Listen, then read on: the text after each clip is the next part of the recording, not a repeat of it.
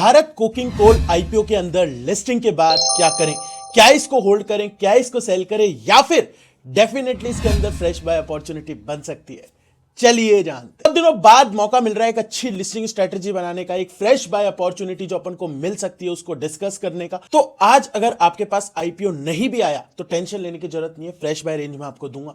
उसके अलावा अगर आपके पास आईपीओ आया है तो एक बार कमेंट करके जरूर बताना कितने तो अप्लाई किए थे और कितने अलॉटमेंट आपके पास आए हैं। मेरी पर्सनली अगर बात की जाए तो मैंने अराउंड 7 अकाउंट से अप्लाई किया था, जिसमें से 4 से 5 अकाउंट में शेयर होल्डर कोटा था, वहां पर भी मैंने अप्लाई किया था। तो इस तरीके से मुझे केवल एक लॉट मिला है।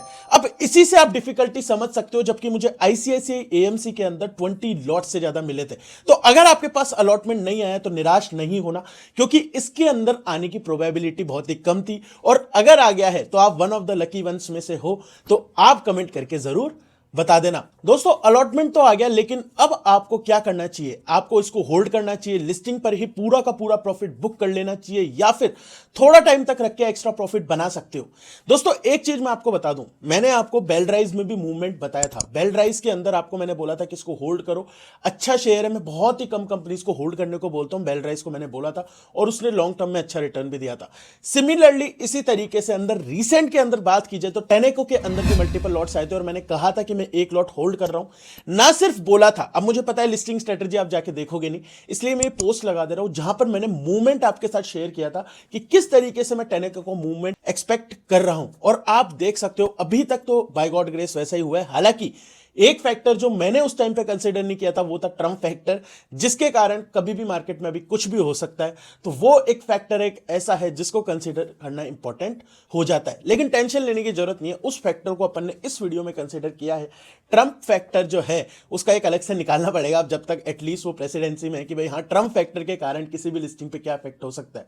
तो ये सब अपन आज की वीडियो में शेयर करने वाले हैं। और इसके अलावा फ्रेश बाय अपॉर्चुनिटी तो रहेगी। अगर आपके पास एक या दो लॉट आए और आप थोड़ी सी हाई नेटवर्थ वाले हो क्योंकि अलॉटमेंट कम आया है, तो आप फ्रेश बाय करके भी अपॉर्चुनिटी ढूंढ सकते हो, वो मैं आपके साथ शेयर कर दूंगा। तो एक चीज मैं आपको बता दूं, हमेशा जो भी आईपीओ होता है, चाहे मेन बोर्ड हो चाहे एसएमई, दोनों के फाइनल डिसीजन हमेशा ओपन टेलीग्राम व्हाट्सएप चैनल पे मैं शेयर कर देता हूं। यहां पर तो वीडियो बना के शेयर करता ही हूं, बट कई बार ऐसा होता है सब्सक्रिप्शन के बेसिस पे ही आपके पास फाइनल डिसीजन शेयर करना होता है, क्योंकि अदरवाइज फर्स्ट डे या सेकंड डे पे उस कैटेगरी का आईपीओ नहीं होता कि वो अप्लाई कर सके, तो वो मैं शेयर कर देता हूं। इसके अलावा ओपन टेलीग्राम और व्हाट्सएप चैनल पे लिस्टिंग वाले दिन मैं इस तरीके से लेवल अपडेट कर देता हूं, बस मेरे पास जो भी अलॉटमेंट आया होता है उसके बारे में भी बता देता हूं कि मैं उसको होल्ड कर रहा हूं या सेल कर रहा हूं। आपको क्या करना है, पिन कमेंट और डिस्क्रिप्शन से जरूर से वो ज्वाइन करके रख लेना।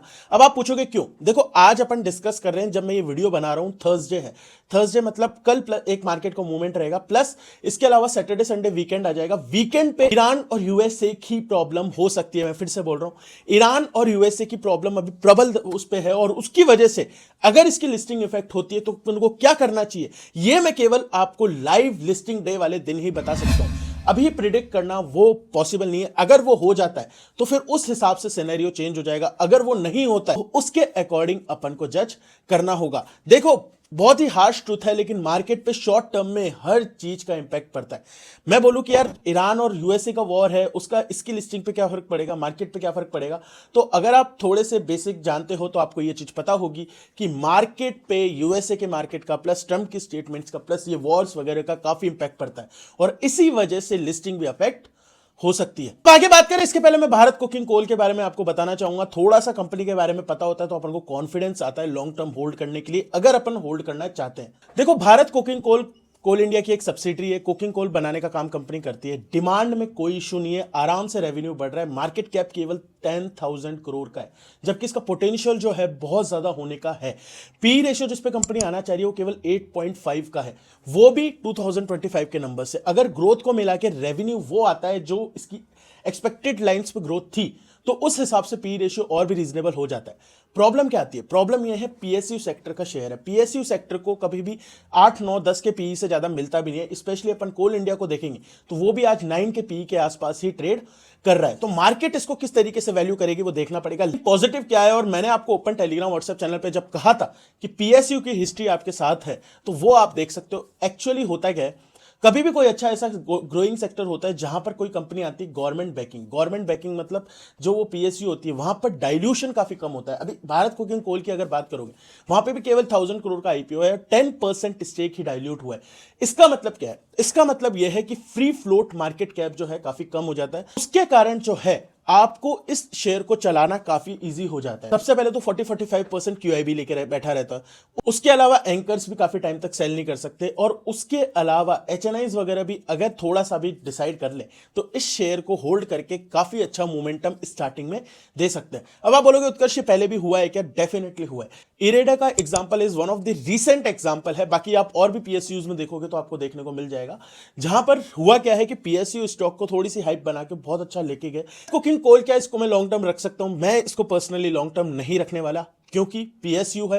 पीएसयू सेक्टर एक ऐसा सेक्टर है जो प्रॉपर्ली गवर्नमेंट ड्रिवन है। गवर्नमेंट की पॉलिसीज अभी फेवर में, गवर्नमेंट इसको अभी प्रमोट कर रही है। गवर्नमेंट कहीं ना कहीं अभी जो शेयर होल्डिंग कम है, अभी मार्केट कैप कम है, तो अभी सारे फैक्टर्स पॉजिटिव है, बट आगे जाके भी रहेंगे क्या, वो अपन को देखना पड़ेगा। उत्कर्ष बहुत हो गई टाइम पास, लेकिन अब काम की बात बता कि करना क्या है। देखो सिंपल सी बात है, मेरे पास एक लॉट आया है और इसकी करंट ग्रे मार्केट प्रीमियम 60% के आसपास चल रही है।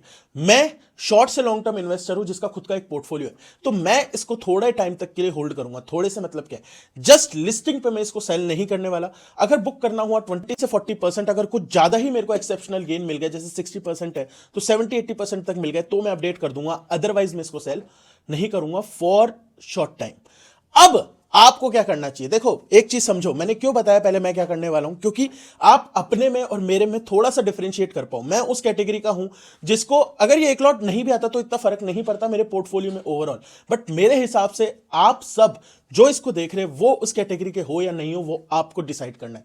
अगर आप एक आईपीओ इन्वेस्टर हो जिसने बिल्कुल नहीं सोचा था, उसको ये था कि बस लिस्टिंग गेन मिल जाए और मैं लेके निकलूंगा, तो आप एटलीस्ट 50% अपना, अगर 60 से 70% के आसपास लिस्ट होता है तो बुक कर लो, और बाकी को एक प्रॉपर स्टॉप लॉस के साथ ट्रेल करो। जो कि क्या होगा वो आपको पता चल जाएगा, लास्ट तक वीडियो देखना, ठीक है। इसके अलावा शॉर्ट से लॉन्ग टर्म इन्वेस्टर हो तो आप मेरी वाली स्ट्रेटेजी फॉलो कर सकते हो। जैसे मैं आपको बताता हूं, सबसे पहले आईपीओ इन्वेस्टर अगर आप हो, भारत कुकिंग कोल का है, तो फंडामेंटल्स काफी अच्छे हैं, फाइनेंशियल्स ठीक है, वैल्यूएशंस काफी, पीएसयू है तो ऑब्वियसली थोड़ा सा ये स्कोप छोड़ते हैं लिस्टिंग गेन्स के लिए, तो वैल्यूएशंस भी काफी ठीक है।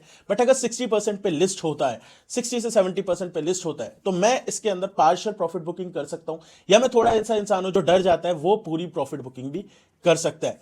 बाकी के अगर आप आईपीओ इन्वेस्टर हो तो 5 से 7% का आपका स्टॉप लॉस हो जाता है। वहीं पे शॉर्ट से लॉन्ग टर्म मेरी तरह कैटेगरी के हो तो आप इसको थोड़े टाइम के लिए होल्ड भी कर सकते हो, लेकिन ट्रम्प फैक्टर ध्यान रखना। बेसिकली यूएसए और ईरान का वॉर कभी भी हो सकता है, जैसे ही वो होगा इंटरनेशनली स्टॉक मार्केट पे फर्क पड़ेगा। जब वो फर्क पड़ेगा तो वो ऐसा नहीं है कि आपकी एक शेयर बच जाएगा, 2 शेयर बच जाएगा, ओवरऑल मार्केट ही डाउन आ सकता है। लेकिन अगर वो नहीं हुआ, किसी तरीके से वो टल गया, कुछ भी हो गया, तो फिर हो सकता है कुछ हो, बट मैं आपको बताऊं वॉर होने की प्रोबेबिलिटी ज्यादा है। तो इस वजह से आपको यह चीज ध्यान में रखना है कि आप अपनी कैटेगरी के हिसाब से जो करना है वो करो। उत्कर्ष क्या मैं इसको 10 साल के लिए रख सकता हूं क्या? देखो मैं पर्सनली 8-10 साल के लिए विश्वास करता नहीं हूं, मेरे को कंपनी प्रूव करेगी तो मैं रखूंगा। बट हाँ, 1-2 महीने के हिसाब से अगर मार्केट सही रहता है, अगर आपको लगता है थोड़ा बहुत, तो आप इसको होल्ड कर सकते हो। अदरवाइज अगर आप एक आईपीओ इन्वेस्टर हो तो अपना लिस्टिंग गेन लेके एग्जिट ले सकते हो। बात कर लेते हैं फ्रेश बाय अपॉर्चुनिटी की। देखो फ्रेश बाय अपॉर्चुनिटी डेफिनेटली इसके अंदर बन सकती है, अगर नहीं बन सकती होती तो आपको बताया, मैं बताता नहीं हूं, लेकिन इस कंपनी के अंदर बन सकती है। वापस से Trump factor, thank you Trump भाई तो यहां पर अपन को ट्रम्प जी को थैंक यू भी बोलना पड़ेगा। अगर किसी भी कारण से लिस्टिंग कम हो जाती है, 60% की यहां पे जीएमपी चल रही है, 33 रुपीज का इसका प्राइस बैंड है, और लिस्टिंग यहां पर किसी भी कारण से 30 से नीचे हो जाती है, या मैं कहूं 27-28 के आसपास हो जाती है, वहां पर इसकी फ्रेश बाय रेंज बन जाती है। क्यों? अब आप बोलोगे लिस्टिंग की होगी जब जीएमपी इतनी चल रही है। First of all GMP is not a concrete proof. Second, जो मैंने आपको बताया, अगर ओवर द वीकेंड कुछ भी ऐसा होता है, क्योंकि यूएसए की हिस्ट्री रही है, जब भी उनको कुछ करना होता है ड्यूरिंग द वीकेंड करना वो ज्यादा प्रेफर करते हैं, क्योंकि मार्केट उस टाइम पे बंद रहता है। तो फिर ट्रम्प के जो क्लोज्ड वंस है वो ऑलरेडी फ्राइडे को पोजीशन ले ले और मंडे को उनको बेनिफिट मिल सके, या जो भी आप हिस्ट्री देखोगे तो आपको पता चल जाएगा। तो ये वाली चीज के कारण हो सकता है लिस्टिंग थोड़ी सी खराब हो मंडे को जब लिस्टिंग होनी है, तो वहां पर मैं फिर फ्रेश बाय एक 5% का स्टॉप लॉस रख के वहां पर कर सकता हूं। ऑब्वियसली मैं अपनी कम्युनिटी में तो शेयर कर देता हूं, बाकी open Telegram WhatsApp channel join कर लेना।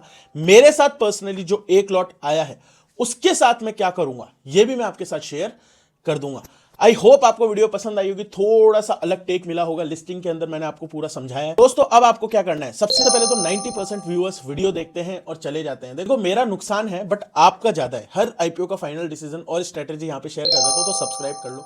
और दूसरी चीज ये कि याद से टेलीग्राम और व्हाट्सएप चैनल जो कि एकदम फ्री है उसको ज्वाइन करके रख लेना, वहां पर मैं अपडेट कर दूंगा। बाकी वीडियो पसंद आई तो लाइक कर दो, चैनल को सब्सक्राइब कर ही देना और अपने सभी फ्रेंड्स के साथ शेयर कर दो। मिलेंगे किसी और वीडियो में, बाय।